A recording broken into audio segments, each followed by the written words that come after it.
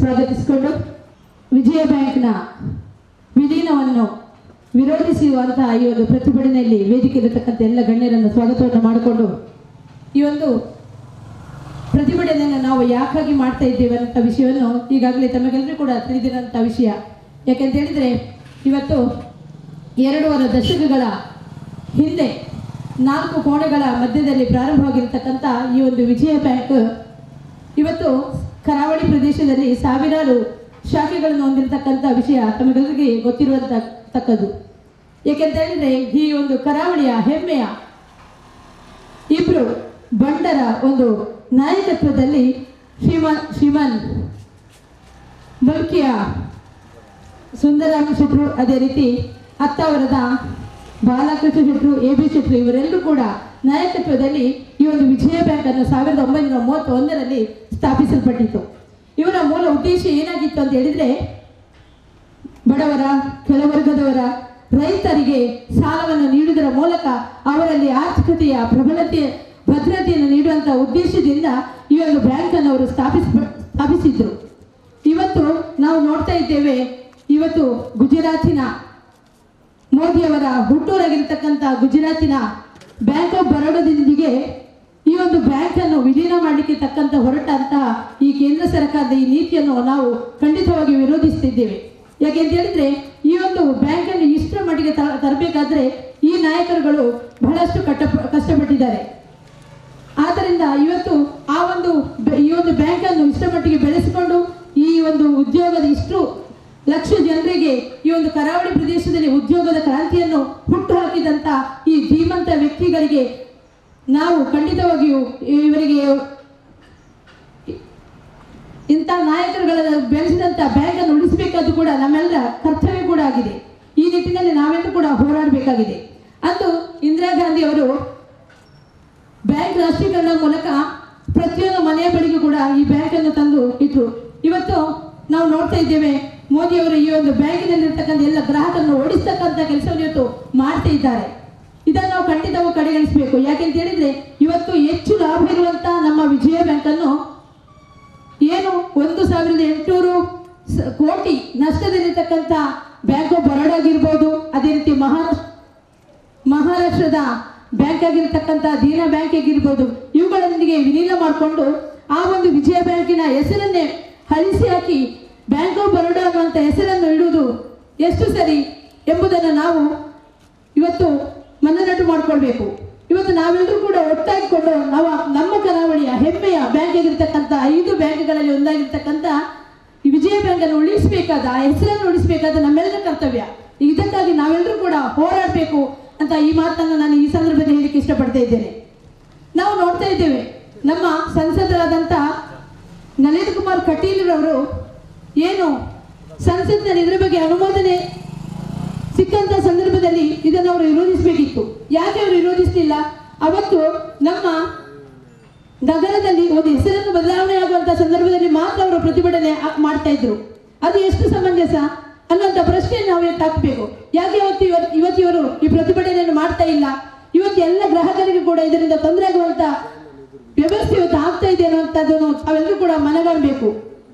ನಾನು ತಮ್ಮೆಲ್ಲರೂ ಕೂಡ ಎಲ್ಲ ಗ್ರಾಹಕರಿಗೂ ಕೂಡ ಒಂದು ಕೋರಿಕೆ, ಮುಂದಿನ ದಿನಗಳಲ್ಲಿ ಕೂಡ ಇದೊಂದು ಏನು ಇವರು ಮಾಡಲಿಕ್ಕೆ ಹೊರಟಂತ ಈ ಒಂದು ವಿಲೀನ ಕಾರ್ಯಕ್ರಮಕ್ಕೆ ನಾವು ಬೆಂಬಲ ಸೂಚಿಸಬಾರದು, ಅದನ್ನು ನಾವು ತಡಿಬೇಕು ಅನ್ನೋಂಥ ಮಾತನ್ನು ಹೇಳುತ್ತಾ ಅವಕಾಶಕ್ಕಾಗಿ ಹೊಂದಿಸುತ್ತಾ ನನ್ನೆರಡು ಮಾತನಾಡಿದಂಥ ಬ್ಯಾಂಕು ಇವತ್ತು ವಿಜಯ ಬ್ಯಾಂಕ್ ಎಂಬ ಹೆಸರಿನಲ್ಲಿ ಸ್ಥಾಪನೆ ಮಾಡಿಕೊಂಡು ಈ ರಾಷ್ಟ್ರದಲ್ಲಿ ಬಡ ಜನತೆಗೆ ಮತ್ತು ಸಾರ್ವಜನಿಕರಿಗೆ ಉತ್ತಮವಾದಂಥ ಸೇವೆ ಕೊಡ್ತಾ ಬಂದಿದೆ.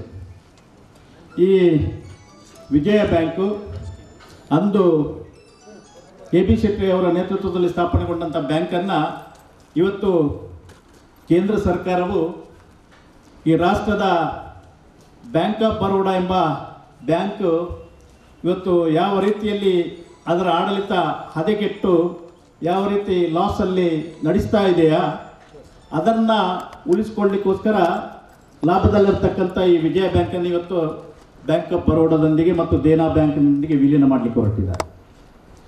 ನನಗೆ ಅನಿಸ್ತಾ ಇದೆ, ಗುಜರಾತ್ನಲ್ಲಿರ್ತಕ್ಕಂಥ ಬ್ಯಾಂಕ್ ಆಫ್ ಬರೋಡಾದನ್ನು ಉಳಿಸಬೇಕೆಂಬ ಹೋರಾಟ ಪ್ರಧಾನಿ ನರೇಂದ್ರ ಮೋದಿ ಅವರಿಗಿದ್ದರೆ ಈ ಕರ್ನಾಟಕ ರಾಜ್ಯದಲ್ಲಿರ್ತಕ್ಕಂಥ ಲೋಕಸಭಾ ಸದಸ್ಯರು ಪಾರ್ಲಿಮೆಂಟಲ್ಲಿ ನಿದ್ದೆ ಮಾಡ್ತಾ ಇದ್ರ ಅಂತ ನಾನು ಕೇಳಲಿಕ್ಕೆ ಇಚ್ಛೆ ಪಡ್ತಾ ಇದ್ದೇನೆ. ಅದರಲ್ಲೂ ಕೂಡ ನಳಿನ್ ಕುಮಾರ್ ಕಟೀಲ್ ರವರ ಕ್ಷೇತ್ರದ ಲೋಕಸಭಾ ಸದಸ್ಯರಾಗಿದ್ದರು. ಇವತ್ತು ಕರ್ನಾಟಕ ರಾಜ್ಯದಲ್ಲಿ ಒಂದರಲ್ಲೇ ಸುಮಾರು 583 ಶಾಖೆಗಳನ್ನು ಹೊಂದಿರತಕ್ಕಂಥ ವಿಜಯ ಬ್ಯಾಂಕ್ ಈ ರಾಷ್ಟ್ರದಾದ್ಯಂತ 2129 ಶಾಖೆಗಳನ್ನು ಹೊಂದಿದೆ. ಸುಮಾರು 2 ಲಕ್ಷ 3 ಲಕ್ಷ ಕೋಟಿಗಿಂತಲೂ ಹೆಚ್ಚಿನ ವ್ಯವಹಾರವನ್ನು ಮಾಡತಕ್ಕಂಥ ವಿಜಯ ಬ್ಯಾಂಕನ್ನು, ವಿಜಯ ಬ್ಯಾಂಕಿನ ಚರಿತ್ರೆಯಲ್ಲಿ ನಾನು ಕಂಡಂತೆ ಸುಮಾರು 1982ರಿಂದ ನಾನು ವಿಜಯ ಬ್ಯಾಂಕಿನ ಬ್ಯಾಲೆನ್ಸ್ ಶೀಟನ್ನು ನೋಡ್ತಾ ಇದ್ದೆ. ಒಂದು ಅವಧಿಯಲ್ಲಿ 82ರಲ್ಲಿ ನಾನು ಕೇಂದ್ರ ಸರ್ಕಾರದ ಹಣಕಾಸು ಇಲಾಖೆಯಲ್ಲಿದ್ದಾಗ ವಿಜಯ ಬ್ಯಾಂಕಿನಂಥ ಅನೇಕ ರಾಷ್ಟ್ರೀಕೃತ ಬ್ಯಾಂಕ್ಗಳ ಬ್ಯಾಲೆನ್ಸ್ ಶೀಟನ್ನು ನೋಡುವಂಥ ಸಂದರ್ಭದಲ್ಲಿ ವಿಜಯ ಬ್ಯಾಂಕಿನ ಬ್ಯಾಲೆನ್ಸ್ ಶೀಟ್ ಯಾವತ್ತೂ ಕೊರತೆ ಬಂದಿರಲಿಲ್ಲ, ಯಾವತ್ತೂ ಲಾಭಾಂಶವನ್ನು ತೋರಿಸ್ತಾ ಇತ್ತು ವಿಜಯ ಬ್ಯಾಂಕ್. ಈ ಬ್ಯಾಂಕನ್ನು ಇವತ್ತು ಬ್ಯಾಂಕ್ ಆಫ್ ಬರೋಡದೊಂದಿಗೆ ಮರ್ಜ್ ಮಾಡ್ತಾರೆ ಅಂತ ಹೇಳಿದರೆ ಖಂಡಿತವಾಗಿಯೂ ನಾವು ದಕ್ಷಿಣ ಕನ್ನಡ ಜಿಲ್ಲೆಯ ಜನತೆ ಇದರಲ್ಲಿ ಪ್ರತಿಭಟನೆ ಮಾಡೋದಲ್ಲ, ಇದಕ್ಕೆ ಯಾವ ತ್ಯಾಗಕ್ಕೂ ನಾವು ಸಿದ್ಧರಾಗಿರಬೇಕು. ಅದು ಯಾರೇ ಸ್ಥಾಪನೆ ಮಾಡಿರಲಿ, ಇವತ್ತು ನಮ್ಮ ಜಿಲ್ಲೆಯಲ್ಲಿ ಹುಟ್ಟಿದಂಥ ಬ್ಯಾಂಕು 1931ರಲ್ಲಿ ಎ ಬಿ ಶೆಟ್ಟರವರು ಸ್ಥಾಪನೆ ಮಾಡಿ ನಂತರದ ದಿನಗಳಲ್ಲಿ ಮುಲ್ಕಿ ಸುಂದರಾಮ್ ಶೆಟ್ಟರವರು ಇನ್ನು ಅನೇಕ ಸಣ್ಣ ಸಣ್ಣ ಕೆಲವು ಅರ್ಬನ್ ಬ್ಯಾಂಕ್ಗಳನ್ನು 9 ಬ್ಯಾಂಕ್ಗಳನ್ನು ಇದರೊಂದಿಗೆ ಮರ್ಜಿ ಮಾಡಿ ಈ ವಿಜಯ ಬ್ಯಾಂಕಿನ ನೇತೃತ್ವವನ್ನು ವಹಿಸಿಕೊಂಡು ಇವತ್ತು ರಾಷ್ಟ್ರ ಮಟ್ಟದಲ್ಲಿ 2129 ಶಾಖೆಗಳಿರಲಿಕ್ಕೆ ಕಾರಣಕರ್ತರಾಗಿದ್ದರೆ ಅದು ದಕ್ಷಿಣ ಕನ್ನಡ ಜಿಲ್ಲೆಯ ಜನತೆಯ ಸೌಭಾಗ್ಯ ಅಂತ ನಾವು ನೆನಪಿಟ್ಕೊಳ್ಬೇಕಿತ್ತು. ಇವತ್ತು ಸುಮಾರು ನಾನು ತಿಳಿದಂತೆ 15-16 ಸಾವಿರ ಜನರು ಈ ಬ್ಯಾಂಕಲ್ಲಿ ಉದ್ಯೋಗದಲ್ಲಿದ್ದಾರೆ. ಇದನ್ನು ವಿಜಯ ಬ್ಯಾಂಕಿನ ಹೆಸರನ್ನು ಅಳಿಸಿಕೊಂಡು ಇದನ್ನು ಬ್ಯಾಂಕ್ ಆಫ್ ಬರೋಡಕ್ಕೆ ಮರ್ಜಿ ಮಾಡ್ತಾರೆ ಅಂತ ಹೇಳಿದ್ರೆ ನಾವು ಕೈಕಟ್ಟಿ ಕೂತುಕೊಳ್ಳುವಂಥ ಪರಿಸ್ಥಿತಿ ಇಲ್ಲ. ಇದನ್ನು ಯಾವ ಕಾರಣಕ್ಕಾದರೂ ಎದುರಿಸಬೇಕಾದಂಥ ಸಂದರ್ಭ ಬಂದರೆ ನಾವೆಲ್ಲರೂ ತಯಾರಾಗಿರಬೇಕು. ಇವತ್ತು ಲೋಕಸಭೆಯಲ್ಲಿ ಬ್ಯಾಂಕ್ ಮರ್ಜಿ ಮಾಡುವಂಥ ವಿಚಾರದಲ್ಲಿ ಚಕ್ರವನ್ನೆತ್ತದಂಥ ಈ ಭಾಗದ ಲೋಕಸಭಾ ಸದಸ್ಯರು, ಅದು ಕೂಡ ಆ ಬ್ಯಾಂಕನ್ನು ಸ್ಥಾಪನೆಗೊಳಿಸಿದಂಥ ಆ ಸಮುದಾಯಕ್ಕೆ ಸೇರಿದ ನಾಯಕರಾಗಿದ್ದುಕೊಂಡು ಯಾಕೆ ಅವರು ಮೌನ ವಹಿಸ್ತಾರೆ? ಕೇಂದ್ರ ಸರ್ಕಾರದಲ್ಲಿ ಒಬ್ಬ ಲೋಕಸಭಾ ಸದಸ್ಯನಾಗಿ ಈ ಭಾಗದ ಜನರ ಪ್ರತಿನಿಧಿಯಾಗಿ ಅಷ್ಟಾದರೂ ಅವ್ರ ಪಕ್ಷ ಬಿಟ್ಟು ಮಾತಾಡಬೇಕಿತ್ತು. ಈ ಬ್ಯಾಂಕನ್ನು ಉಳಿಸುವಲ್ಲಿ ಅವರು ಕ್ರಮ ಕೈಗೊಳ್ಳಬೇಕಿತ್ತು. ನಮ್ಮ ದುರದೃಷ್ಟವಶಾತ್ ಅವರು ಯಾವುದೇ ಕ್ರಮ ಕೈಗೊಂಡಿಲ್ಲ. ನಿನ್ನೆ ನಾನು ತಿಳ್ಕೊಂಡೆ ಅವರು ಮತ್ತು ಮುಂಬಯಿಯ ಇನ್ನೊಬ್ಬ ಪಾರ್ಲಿಮೆಂಟ್ ಸದಸ್ಯರು ಶೆಟ್ಟರು ಇಬ್ಬರು ಸೇರಿಕೊಂಡು ಇವರು ಹಣಕಾಸು ಮಂತ್ರಿಯವರಿಗೆ ಮೊನ್ನೆ ಮೆಮೊರಂಡಮ್ ಕೊಡ್ತಾರೆ, ಪುನರ್ ಪರಿಶೀಲಿಸಬೇಕು ಅಂತ. ನಾನು ಕೇಳ್ತಾ ಇದ್ದೇನೆ, ಈಗ ಮೆಮೊರಂಡಮ್ ಕೊಡ್ಲಿಕ್ಕೆ ಹೊರಟಂತ ನಳಿನ್ ಕುಮಾರ್ ಶೆಟ್ಟರವರು ಇದೇ ಮಾತನ್ನು ಅವತ್ತು ಪ್ರಧಾನಮಂತ್ರಿಯವರು ಅಥವಾ ಹಣಕಾಸು ಸಚಿವರೊಂದಿಗೆ ಪಾರ್ಲಿಮೆಂಟಲ್ಲಿ ಇದನ್ನು ಪಾಸ್ ಮಾಡೋದಕ್ಕಿಂತ ಮೊದಲು ನೀವು ಮಾತಾಡ್ತಿದ್ರೆ ಈ ಜನತೆ ಯಾವತ್ತೂ ನಿಮ್ಮನ್ನು ಮರಲಿಕ್ಕಿಲ್ಲ ಇತ್ತು. ದಕ್ಷಿಣ ಕನ್ನಡ ಜಿಲ್ಲೆಯ ಜನತೆ ನಿಮ್ಮ ಬಗ್ಗೆ, ಒಬ್ಬ ಲೋಕಸಭಾ ಸದಸ್ಯರು ನಮ್ಮ ಜಿಲ್ಲೆಯ ಪ್ರತಿಷ್ಠಿತ ಬ್ಯಾಂಕಿನ ಬಗ್ಗೆ ಹೋರಾಟ ಮಾಡ್ತಾ ಇದ್ದಾರಂತ ನಿಮ್ಮ ಹಿಂದೆ ನಿಮಗೆ ಬೆಂಬಲ ಕೊಡುವಂಥ ವ್ಯವಸ್ಥೆ ಆಗ್ತಿತ್ತು. ಇದನ್ನು ಬಿಟ್ಟು ತಾವು ಈಗ ಸುಮ್ಮನೆ ಕೂತ್ಕೊಂಡು ಏನೂ ತಿಳಿದಾಗೆ ಜನ ಪ್ರತಿಭಟನೆ ಗೆದ್ದ ನಂತರ ಹಣಕಾಸು ಸಚಿವರನ್ನ ಭೇಟಿಯಾಗಿ ಮನವಿ ಸಲ್ಲಿಸ್ತಾ ಇದ್ದೀರಿ. ಇದು ಸರಿಯಲ್ಲ. ಆದರೆ ಯಾವುದೇ ಕಾರಣಕ್ಕೂ ದೇನಾ ಬ್ಯಾಂಕ್ ಮತ್ತು ಬ್ಯಾಂಕ್ ಆಫ್ ಬರೋಡಾ ಇವತ್ತು ನಷ್ಟದಲ್ಲಿರತಕ್ಕಂಥ ಬ್ಯಾಂಕನ್ನು ಈ ಲಾಭದಲ್ಲಿರತಕ್ಕಂಥ ವಿಜಯ ಬ್ಯಾಂಕನ್ನು ಅದರೊಂದಿಗೆ ಮರ್ಜಿ ಮಾಡಿಕೊಂಡು ವಿಜಯ ಬ್ಯಾಂಕಿನ ಹೆಸರನ್ನ ಅಳಿಸಿ ಬ್ಯಾಂಕ್ ಆಫ್ ಬರೋಡಾವನ್ನು ಉಳಿಸುವಂಥ ಕೆಲಸ ಗುಜರಾತಿನ ಜನರಿಗೆ ಎಷ್ಟು ಪ್ರಾಮುಖ್ಯತೆ ಇದೆಯಾ ಬ್ಯಾಂಕ್ ಆಫ್ ಬರೋಡದ ಬಗ್ಗೆ? ಅಷ್ಟೇ ಸ್ವಾಭಿಮಾನ, ಅಷ್ಟೇ ಇದು ನಮಗೂ ಕೂಡ ಇದೆ. ಕರ್ನಾಟಕದ ಜನತೆ ಯಾವತ್ತೂ ಇದಕ್ಕೆ ಬೆಂಬಲ ಕೊಡೋದಿಲ್ಲ, ಇದನ್ನು ವಿರೋಧಿಸ್ತಾರೆ ಅಂತ ಹೇಳಲಿಕ್ಕೆ ಇಚ್ಛೆ ಪಡ್ತಾ ಇದ್ದೇನೆ. ಸುಮಾರು 583 ಶಾಖೆಗಳು ಇವತ್ತು ಕರ್ನಾಟಕ ರಾಜ್ಯದಲ್ಲಿ ಇದೆ. ಅದರಲ್ಲಿ ಕೂಡ ಅವಿಭಾಜಿತ ದಕ್ಷಿಣ ಕನ್ನಡ ಜಿಲ್ಲೆಯಲ್ಲಿ ಸುಮಾರು 122 ಶಾಖೆಗಳು ವಿಜಯ ಬ್ಯಾಂಕಿನ ಶಾಖೆಗಳು ಇದೆ. ಪ್ರತಿಯೊಂದು ಅಂಕಿಅಂಶಗಳು ಸರ್ಕಾರದ ಇಲಾಖೆಗಳಲ್ಲಿ ನಿಮಗೆ ದೊರಕ್ತಾ ಇದೆ. ನೀವು ನೋಡಿ, ವಿಜಯ ಬ್ಯಾಂಕಿನ ಚರಿತ್ರೆಯನ್ನು ನೋಡಿ. ಸುಮಾರು ಇಷ್ಟು ವರ್ಷಗಳಲ್ಲಿ 88 ವರ್ಷಗಳ ಅವಧಿಯಲ್ಲಿ ಯಾವತ್ತೂ ಲಾಸ್ ಕಾಣಲಿಲ್ಲ. ಸುಮಾರು 1-2 ಸಲ ಮಾತ್ರ ಬಂದಿದೆ. ಅದು ವಿಷಯ ನನಗೆ ನೆನಪಿಲ್ಲ. 2 ವರ್ಷದಲ್ಲಿ ಮಾತ್ರ ಒಂದು ಅವಧಿಯಲ್ಲಿ ಲಾಸ್ ಆಗಿದ್ದು ಉಂಟು. ಅವತ್ತು ಬಿಟ್ಟರೆ ಇವತ್ತಿನವರೆಗೂ ವಿಜಯ ಬ್ಯಾಂಕ್ ಯಾವತ್ತೂ ಕಪ್ಪು ಚುಕ್ಕೆ ಬರಲಿಲ್ಲ. ವಿಜಯ ಬ್ಯಾಂಕ್ ಗ್ರಾಹಕರಿಗೆ ಒಳ್ಳೆಯ ಸೇವೆಯನ್ನು ಕೊಟ್ಟಿದೆ. ಎಲ್ಲ ವ್ಯವಸ್ಥೆಯನ್ನು ಮಾಡಿಕೊಂಡು ಸರ್ಕಾರದ ನೀತಿಗಳನ್ನು ಅದನ್ನು ಜಾರಿ ಮಾಡಿಕೊಂಡು ಜನರಿಗೆ ಸೇವೆ ಕೊಡುವಂಥ ಯಶಸ್ವಿಯಾದಂಥ ಒಂದು ರಾಷ್ಟ್ರೀಕೃತ ಬ್ಯಾಂಕ್ ಆಗಿದೆ. ಶ್ರೀಮತಿ ಇಂದಿರಾ ಗಾಂಧಿ ಅವರು ರಾಷ್ಟ್ರೀಕೃತಗೊಳಿಸಿದಂಥ ಉದ್ದೇಶ ಇದೆ. ಬ್ಯಾಂಕಿನ ಸವಲತ್ತು ಪ್ರತಿಯೊಂದು ಬಡವರಿಗೆ ಸಿಗಬೇಕು. ಆ ಮೂಲಕ ಈ ರಾಷ್ಟ್ರದ ಜನತೆ ಅವರ ಆರ್ಥಿಕ ಸ್ಥಿತಿಯನ್ನು ಉತ್ತಮಗೊಳಿಸಬೇಕೆಂಬ ಭಾವನೆ ಇಟ್ಟುಕೊಂಡು ಮಾಡಿದ್ದಾರೆ. ಆದರೆ ಇವತ್ತು ಕಳೆದ 4 ವರ್ಷಗಳಿಂದ ನಾವು ನೋಡ್ತಾ ಇದ್ದೇವೆ ಈ ರಾಷ್ಟ್ರದ ಬ್ಯಾಂಕಿಂಗ್ ವ್ಯವಸ್ಥೆ ಯಾವ ರೀತಿಯಲ್ಲಿ ಹೋಗ್ತಾ ಇದೆ ಅಂತ ಹೇಳಿದ್ರೆ, ರಿಸರ್ವ್ ಬ್ಯಾಂಕಿನ ಗವರ್ನರನ್ನೇ ರಾತ್ರಿ ಚೇಂಜ್ ಮಾಡ್ತಾರೆ ಅಥವಾ ಬೇಸರ ಮಾಡಿಕೊಂಡು ಅವರು ರಿಸೈನ್ ಮಾಡಿಕೊಂಡು ಹೋಗ್ತಾರೆ. ಅವರ ಮೇಲೆ ಘರ್ಷಣೆಗೆ ಆಗ್ತದೆ. ಯಾವತ್ತು ಒಂದು ರಾಷ್ಟ್ರದ ಆರ್ಥಿಕ ಸ್ಥಿತಿಯನ್ನು ನಾವು ಆಲೋಚನೆ ಮಾಡಬೇಕು ಅಂತ ಹೇಳಿದ್ರೆ ಈ ರಾಷ್ಟ್ರದಲ್ಲಿರ್ತಕ್ಕಂಥ ಬ್ಯಾಂಕ್ಗಳಲ್ಲಿರ್ತಕ್ಕಂಥ ಆ ರಿಸರ್ವ್ ಫಂಡ್ ಯಾವುದು ಇದೆಯಾ, ಆ ರಿಸರ್ವ್ ಫಂಡ್ ಯಾವತ್ತೂ ಅದಕ್ಕೆ ಯಾವ ಸರ್ಕಾರ ಕೂಡ ಕೈ ಹಾಕುವಂಥದ್ದಿರಲಿಲ್ಲ. ಯಾವತ್ತೂ ಈ ರಿಸರ್ವ್ ಫಂಡನ್ನು ಯಾರು ಮುಟ್ಟುವುದಿಲ್ಲ. ಆದರೆ ಇವತ್ತು ನಮ್ಮ ಪ್ರಧಾನಮಂತ್ರಿಯವರು ಏನು ಮಾಡ್ತಾ ಇದ್ದಾರೆ ಅಥವಾ ಹಣಕಾಸು ಸಚಿವರು ಏನು ಮಾಡ್ತಾ ಇದ್ದಾರೆ ಅಂತಂದರೆ, ನಮ್ಮಲ್ಲಿ ಇರ್ತಕ್ಕಂಥ ರಿಸರ್ವ್ ಫಂಡ್, ರಿಸರ್ವ್ ಬ್ಯಾಂಕಲ್ಲಿ ಇರ್ತಕ್ಕಂಥ ಆ ರಿಸರ್ವ್ ಫಂಡ್ ಮೊತ್ತವನ್ನು ಸರ್ಕಾರಕ್ಕೆ ಕೊಡಿ ಅಂತ ಕೇಳ್ತಾ ಇದ್ದಾರೆ. ಪ್ರತಿಷ್ಠಿತ ಬ್ಯಾಂಕಿನಲ್ಲಿ ಸೇರಿದಂತಹ ದಕ್ಷಿಣ ಭಾರತದ, ಅದು ಕಾರ್ಪೊರೇಷನ್ ಬ್ಯಾಂಕ್ ಇರಲಿ, ಸ್ಟೇಟ್ ಬ್ಯಾಂಕ್, ಸಿಂಡಿಕೇಟ್ ಬ್ಯಾಂಕ್ ಇರಲಿ, ಯಾವ ವಿಜಯ ಬ್ಯಾಂಕ್ ಇರಲಿ, ಇದೆಲ್ಲ ಲಾಭದಾಯಕವಾಗಿ ದೇಶವನ್ನು ಮುನ್ನಡೆಸುವಲ್ಲಿ ಯಶಸ್ವಿಯಾಗಿ ಕಾರ್ಯನಿರ್ವಹಿಸಿದಂತಹ ಕೇಂದ್ರಗಳನ್ನ ನಾರ್ತ್ ಇಂಡಿಯನ್ ಲೋಬಿ ಸೇರಿಕೊಂಡು ಇಂಥ ಕೃತ್ಯಗಳನ್ನು ಎಸೆಯುವಾಗ ನಾವು ಬುದ್ಧಿವಂತರ ಜಿಲ್ಲೆಯಿಂದ ಆರಿಸಿ ಕಳಿಸಿದಂತಹ ಮಾನ್ಯ ಸಂಸದರೇ, ನಿಮಗೆ ಇದರ ಬಗ್ಗೆ ಏನಾದರೂ ಅರಿವಿದೆಯಾ?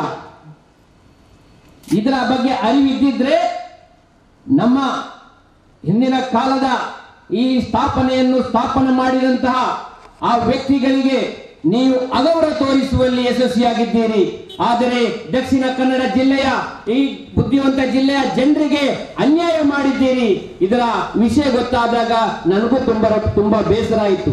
ಯಾಕೆಂತ ಹೇಳಿದ್ರೆ ಅಲ್ಲಿ ಏನು ನಡೆಯುತ್ತದೆ, ಏನು ಚರ್ಚೆ ಆಗ್ತಾ ಇದೆ ಅನ್ನೋದು ನಿಮಗೆ ಅರ್ಥ ಆಗ್ತಾ ಇಲ್ಲ ಅನ್ನೋದು ಇತ್ತೀಚೆಗೆ ತುಂಬಾ ಟ್ರೋಲ್ ಆಗಿ ಫೇಸ್ಬುಕ್ ಮೂಲಕ ಹರಿದಾಡ್ತಾ ಇದೆ. ಇದನ್ನಾದರೂ ಅರಿತುಕೊಂಡು ನೈತಿಕ ಹೊಣೆ ಹೊತ್ತು ತಾವು ರಾಜೀನಾಮೆ ಕೊಡುವ ನಮ್ಮ ಜಿಲ್ಲೆಗೆ ಕೊಡುವಂತಹ ಅತಿ ಉತ್ತಮವಾದ ಒಂದು ಸೇವೆ ಅಂತ ಹೇಳಲಿಕ್ಕೆ ಇಚ್ಛೆ ಪಡ್ತೇನೆ. ನಮ್ಗೆ ನಾಚಿಕೆ ಆಗ್ತಾ ಇದೆ. ನಮ್ಮ ಜಿಲ್ಲೆ ಅಂತ ಹೇಳಿದ್ರೆ ಬುದ್ಧಿವಂತರ ಜಿಲ್ಲೆ ಅಂತ ಹೇಳ್ತಾ ಇದ್ದಾರೆ. ಅತಿ ಬುದ್ಧಿವಂತರು, ಅತಿ ವಿದ್ಯಾವಂತರು ಇರುವಂತ ಜಿಲ್ಲೆ ಅಂತ ಹೇಳ್ತಾರೆ. ಆದ್ರೆ ಇಂಥ ಅನೈತಿಕ ಸಂಬಂಧಗಳಿಗೆ ತಾವು ದಳ್ಳಾಳಿಯಾಗಿ ಕೆಲಸ ಮಾಡ್ತೀರಿ ಅಂತ ಹೇಳಲಿಕ್ಕೆ ಇಚ್ಛೆ ಪಡ್ತೀನಿ. ಯಾಕೆಂತ ಹೇಳಿದ್ರೆ ತಾವು ತಮ್ಮ ರಾಜ್ಯದ ಬ್ಯಾಂಕುಗಳು ನಷ್ಟದಲ್ಲಿ ಮುಂದುವರಿಯುವಾಗ ಪತ್ರಕರ್ತರು ಎಂದು ಕೇಳುವ ಪ್ರಶ್ನೆಗೆ ಉತ್ತರ ಕೊಡಲು ಸಾಧ್ಯವಾಗದಂತಹ ಸಂದರ್ಭದಲ್ಲಿ ಇಂಥ ಲಾಭದಾಯಕ ಸ್ಥಾಪನೆಯನ್ನ ನಷ್ಟದಲ್ಲಿರುವಂತಹ ಬ್ಯಾಂಕ್ ಅಲ್ಲಿ ವಿಲೀನಗೊಳಿಸಿ ತಾವು ಯಶಸ್ವಿಯಾಗಲು ಶ್ರಮಿಸ್ತಾ ಇದ್ದೀರಿ. ತಾವು ಸಾಧ್ಯ ಇದ್ದರೆ ನಮ್ಮ ಹಿರಿಯರು ಮಾಡಿಕೊಟ್ಟಂತಹ ಇಂತಹ ಸಂಸ್ಥೆಯನ್ನು ಮಾಡಿ ಲಾಭದಾಯಕವಾಗಿ ತೋರಿಸಿದನ್ನ ಬಿಟ್ಟು ನಮ್ಮ ಹಿರಿಯರು ಮಾಡಿಕೊಟ್ಟಂತಹ ಇಂತಹ ಸ್ಥಾಪನೆಯನ್ನು ನಿರ್ಮೂಲನ ಮಾಡುವಂತಹ ಪ್ರಯತ್ನ ಮಾಡ್ತಿದ್ದೀರಿ. ಮಾನ್ಯ ಸಂಸದರೇ, ತಮಗೆ ಏನು ಜವಾಬ್ದಾರಿ ಇದೆ, ಏನು ಜವಾಬ್ದಾರಿ ದಕ್ಷಿಣ ಕನ್ನಡ ಜಿಲ್ಲೆ ಜನರು ಕೊಟ್ಟಿದ್ದಾರೆ ಎನ್ನುವ ಅರಿವು ಕೂಡ ನಿಮಗೆ ಇಲ್ಲ. ನಿಮಗೆ ಇದ್ದಿದ್ರೆ ಇಂಥ ತೀರ್ಮಾನ ಬರುವಾಗ ನನ್ನ ವಿರೋಧವಿದೆ, ಇದನ್ನ ನೀವು ಸರಿಪಡಿಸುವುದಿಲ್ಲ ಅಂತ ಹೇಳಿದ್ರೆ ನಾನು ತಕ್ಷಣ ರಾಜೀನಾಮೆ ಕೊಟ್ಟು ಹೊರಬರ್ತೀನಿ ಅಂತ ಹೇಳಿ ಅವರು ಹೊರಬರ್ತಿದ್ರು. ಪಾಪ ಅವರಿಗೆ ಅದರ ಅರಿವೇ ಇಲ್ಲ. ಅಲ್ಲಿ ಏನು ಚರ್ಚೆ ನಡೆಯುತ್ತದೆ ಅಂತ ಗೊತ್ತಾಗ್ತಾ ಇಲ್ಲ. ಇದರ ವಿಷಯ ಏನಿದ್ರೆ ಗಂಭೀರತೆ ಅಂತ ಅವ್ರಿಗೆ ಅರ್ಥ ಆಗ್ತಾ ಇಲ್ಲ. ಅಂತ ಜನರನ್ನು ನಮ್ಮ ಈ ದಕ್ಷಿಣ ಕನ್ನಡ ಜಿಲ್ಲೆಯ ಮತದಾರರೇ ಎಚ್ಚೆತ್ತುಕೊಳ್ಳಿ. ಇನ್ನು ಮುಂದೆ ಆದರೂ ನಮ್ಮ ಜಿಲ್ಲೆಯಿಂದ ಕಳಿಸುವಂತಹ ಸಂಸದರು ಅತಿ ಬುದ್ಧಿವಂತರಾಗಿರಬೇಕು. ಒಳ್ಳೆ ಎಜುಕೇಶನ್, ಕಮ್ಸೆ ಕಮ್ ಇಂಗ್ಲಿಷ್ ಹಿಂದಿ ಆದರೂ ಬರುವಂತ ಜನರನ್ನು ಆರಿಸಿ ಕಳಿಸಬೇಕಂತ ನಿಮ್ಮಲ್ಲಿ ಕೈ ಮುಗಿದು ಕೇಳ್ತಾ ಇದ್ದೇನೆ. ಪ್ರೋಲಾಗ್ತಾ ಇದೆ. ತಮ್ಮ ಸಹಪಾಠಿಗಳು ತಮಗೆ ತೋರಿಸ್ತಾ ಇರಬಹುದು ಏನೇನೇನು ಆಗ್ತಾ ಇದೆ ಅಂತೇಳಿ. ಅದನ್ನು ಕಂಡಾಗ ತಾವು ಒಂದು ಸ್ಟೇಟ್ಮೆಂಟ್ ಕೊಟ್ಟು ಇಂತಹ ಕೃತ್ಯ ನೀವು ಮಾಡಿದ್ದೀರಿ, ಇದಕ್ಕೆ ಬೇಸತ್ತು ನಾನು ರಾಜೀನಾಮೆ ಕೊಡ್ತೇನೆ ಅಂತ ಹೇಳ್ತಿದ್ರು. ಆದರೆ ಪಾಪ ನಿಮ್ಗೆ ಅದ ಅರಿವೇ ಇಲ್ಲ. ಈ ದಕ್ಷಿಣ ಕನ್ನಡ ಜಿಲ್ಲೆಯಲ್ಲಿ ಏನಾಗ್ತಾ ಇದೆ ಅಂತೇಳಿ ನಾರ್ತ್ ಇಂಡಿಯನ್ ಲೋಬಿ ಇಂಥ ಕೃತ್ಯ ಮಾಡುವಾಗ ತಾವು ದಕ್ಷಿಣ ಕನ್ನಡ ಜಿಲ್ಲೆಯ ಒಂದು ಜವಾಬ್ದಾರಿಯುತ ಸಂಸದರಾಗಿದ್ರೆ ತಕ್ಷಣ ಪಾರ್ಲಿಮೆಂಟ್ ಅಲ್ಲಿ ಪ್ರತಿಭಟಿಸುವಂತಹ ಕೆಲಸ ಮಾಡ್ತಿದ್ದೀರಿ. ಅದು ಯಾವುದು ಮಾಡೋ ಗೋಜಿಗೆ ಹೋಗ್ಲಿಲ್ಲ. ಇಲ್ಲಿ ಹಲವಾರು ವರ್ಷಗಳಿಂದ ನಡೆಯುತ್ತಾ ಇದೆ ಹೈವೇ ವಿಷಯದಲ್ಲಾಗಲಿ, ಇಲ್ಲದ್ರೆ ಕನ್ನಡಿಗರ ಮೇಲೆ ಆಗುವ ದೌರ್ಜನ್ಯದ ವಿರುದ್ಧ ಆಗಲಿ ನಿಮ್ಮಲ್ಲಿ ಒಂದೇ ಒಂದು ಮಾತಾಡ್ಲಿಕ್ಕೆ ನಿಮ್ಮಿಂದ ಆಗಲಿಲ್ಲ. ಇವತ್ತು ವಿಲೀನ ಆದ್ರೆ ಈಗಾಗಲೇ ಪಾಪ ಅವಿದ್ಯಾವಂತರು, ಮಹಿಳೆಯರು, ಬಡವರು, ಕೂಲಿ ಕಾರ್ಮಿಕರು ಬಂದು ಇಲ್ಲಿ ಹಿಂದಿಯಲ್ಲಿ ಮಾತಾಡುವಂತಹ ಪರಿಸ್ಥಿತಿ ಈಗಾಗಲೇ ಗೊಂದಲ ಸೃಷ್ಟಿಯಾಗಿದೆ. ಜನರಿಗೆ ಕಷ್ಟ ಆಗ್ತಾ ಇದೆ. ಪಾಪ ಏನಾದರೂ ಬೀಡಿ ಕಟ್ಟಿದ್ದ ಏನಾದರೂ ತಮ್ಮ ಮಕ್ಕಳಿಗೆ ಇಲ್ಲಿ ಬಂದು ಹಾಕುವ ಅಂತ ಹೇಳಿದ್ರೆ ಕ್ಯೂ ಆಯಾ ಅಂತ ಕೇಳುವಾಗ ಮಹಿಳೆಯರು ಪಾಪ ಅಲ್ಲಿ ಕೈ ಕಟ್ಟಿ ನಿಲ್ತಾರೆ, ಆ ಕಡೆ ನೋಡ್ತಾರೆ. ಬೇಸರ ಆಗ್ತಾ ಇದೆ ನಮ್ಗೆ. ನಮ್ಮ ಕನ್ನಡಿಗರ ಮೇಲೆ ಇಂಥ ದೌರ್ಜನ್ಯವನ್ನು ನೀವು ಮಾಡುವಾಗ ನೀವು ಯಾವತ್ತೂ ಇದರ ವಿಷಯ ಮಾತಾಡಲಿಲ್ಲ. ಇನ್ನು ಇದನ್ನ ಸಂಪೂರ್ಣವಾಗಿ ನಾರ್ತ್ ಇಂಡಿಯನ್ ಲೋಬಿ ಕೈಗೆ ಕೊಟ್ಟರೆ ನಮ್ಮ ಇಂತಹ ಬಡವರ ಸ್ಥಿತಿಯನ್ನು ಇದನ್ನ ಖಂಡಿತ ಮುಂಬರುವ ದಿನಗಳಲ್ಲಿ ತಮ್ಮ ಶಕ್ತಿ ಏನು, ನಿಮಗೆ ಕೊಟ್ಟ ಜವಾಬ್ದಾರಿಯಲ್ಲಿ ತಾವು ವಿಫಲರಾಗಿದ್ದೀರಿ ಅಂತ ತೋರಿಸಿಕೊಡುವ ದಿವಸ ಇನ್ನು ಬರೀ 2-3 ತಿಂಗಳು ಮಾತ್ರ ಅಂತ ಹೇಳಿಕೆ ಇಚ್ಛೆಪಡ್ತಾರೆ. ಈ ದುಂಬುದಿಂಚಿ ಇಂತ ಇತ್ತು ನಾನ ಈ ಬ್ಯಾಂಕ್ ಆಫ್ ಬರೋಡದೊಟ್ಟಿಗೆ నేను ವಿಲೀನ ಮಾಡ್ತೇನಾಡ ಬೊಕ್ಕ ಮುಲ್ಪ ಹಿಂದಿ ದಾಖಲು ಬರ್ಕೊಂಡು ಬೊಕ್ಕ ಪೂರ ಎಲ್ಲ ಬರ್ಕೊಂಡು ಬೊಕ್ಕ ನಮ್ಮ ಈ ಅಲ್ಲಿದ ಈ ತುಳುಬಾತೇನಾಗಲಿ ಹಿಂದಿ ಅರ್ಥ ಆಪುಂಡ ಅತ್ತಂದ್ರೆ ಈತು ಲಾಭದಾಯಕ ಬ್ಯಾಂಕ್ ಈ ಬ್ಯಾಂಕ್ ಆಫ್ ಬರೋಡ ಈ 4,000 ಕೋಟಿ ಈ ಲಾಭಾಚನ ಬ್ಯಾಂಕ್ ಬಟ್ಟಿಗೆ ವಿಲೀನ ಹಾಗೆ ಮಾಡ್ಕೊಂಡಿರ್ತೇನೆ. ಆನ ಮುಲ್ತ ಸಂಸದರು ಇಂದುವೆ ಒಳ್ಳೆ ವಿಷಯ ಇಲ್ಲ ಒಳ್ಳೆ ವಿಷಯ ಇಂದ ವಿಷಯದ ಬಗ್ಗೆ ಇನ್ನೊಂದು ಚರ್ಚೆ ಮಾಡ್ತದೆ ಲೋಕಸಭೆಯಲ್ಲಿ ಇಂದು ವಿಲೀನ ಆಗ್ತದೆ. ಐದಾರು ನನ್ನ ದುಂಬುಗಾಲ ಈ ಲೋಕಸಭೆಗೆ ನಮ್ಮ ಸಂಸದದ ಆಯ್ಕೆ ಮಾಡಿದಾಗ ಪೆದ್ದ ಕ್ಯಾಂಡಿಡೇಟ್ ಮಾಡಿ ಆಯ್ಕೆ ಮಾಡ್ಬೋದು ಕೇಳಂದು 2 ಮಾತು ಅಂತ